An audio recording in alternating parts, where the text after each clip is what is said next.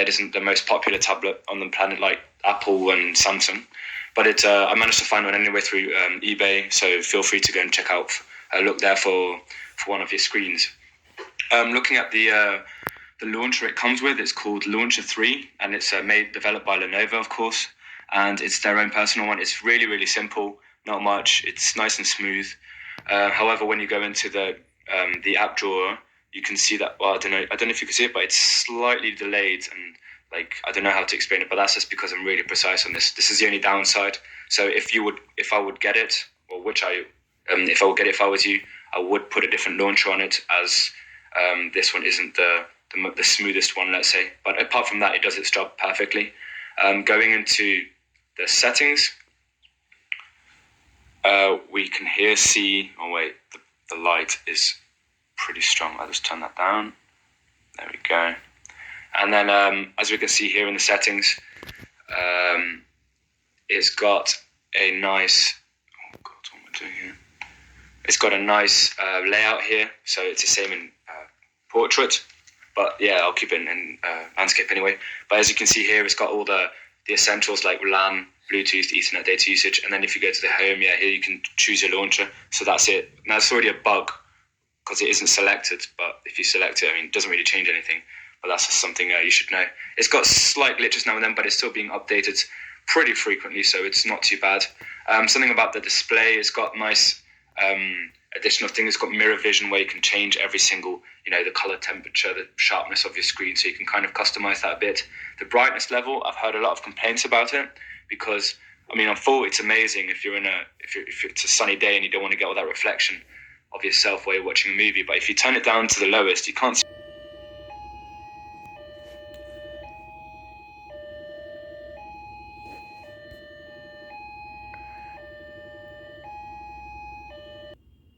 that it's too high still. So if you're in bed lying there at night and you put it on minimum, it's still pretty bright. Just keep that in mind before you buy this. Another thing I want to say is I've always got the sleep set on never, and for what I know is it lasts for ages. This battery, it's amazing. The battery doesn't go down at all very quickly. It takes, I think, a few days. So I would say 1 day of full usage with the screen on to die. So usually I keep it for 3 or 4 days without having to recharge it again. You've got the gesture features, which is pretty cool. So of course you've got the most famous one is a double click gesture. That's just when you lock it. Oh wait, and then you can just unlock it by double tapping, and you've got a few more. But yeah, you can look into that yourself when you take the laptop, of course. It's got a GPS. Let's just talk about the camera real quick. It's got a 5 megapixel camera at the front and an 8 megapixel camera at the back. Combined with the speakers which are surrounding it for along the whole way by Dolby Digital Music. So that's another thing interesting about the tablet is the operating system. It gets promoted at 4.4, but it's been updated recently to the Android version of Lollipop. So it's running pretty smooth. Some minor glitches now and then, but not that bad. Less than the OnePlus X, which I'm also owning at the moment.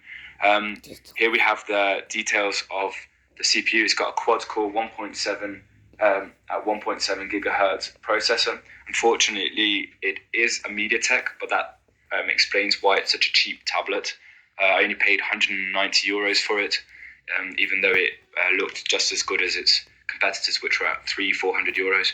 But yeah, they've cut down on costs on the processor, and it's only got 2 gigabytes of RAM, and it's got 16 gigabytes of storage on it, but you've got enough space for an additional SD card up to 32 gigabytes, and that is of course what I've got in there right now. Let's talking more about the gaming mode of it. I think I've already got a game running here, yeah. So I've got CarX Drift Racing game, which is amazing, by the way. If I resume it, I've got it on full settings, and it's a really demanding game. And this tablet can keep it up perfectly. Well, I'm off the track at the moment, but yeah, just to give you an idea of it isn't pixely at all. It can manage pretty good with it all. So yeah, that's basically what I wanted to show you for gaming. However, some games when you have a lot of applications open, it does start to take up a lot of RAM, I noticed, so it's better to close some applications then. But yeah, then of course I would always recommend using Greenify, where you can just simply tap the button and then it will just shut down all the running applications, like full stop them and hibernate them, so they don't come back at all. Just saying, because this stuff doesn't really do the job completely. Going further, here's a drop-down menu. So you just simply have your date and time at the bottom, at the top, and then here you can choose the Dolby Indoor or Dolby Outdoor settings. So there's a slight difference in tone of the speaker. The speaker isn't the most amazing, of course, because it's only a tablet at the end of the day, but it's definitely doable, and I use it quite a lot. Just while I'm in the shower or anything, and it goes pretty loud, so that's pretty good, but it's very, very tinny. Furthermore, yeah, just all the shortcuts. You can't change the shortcuts, unfortunately, but I'm sure if you would want to root it or put another ROM onto it, it will be a lot better.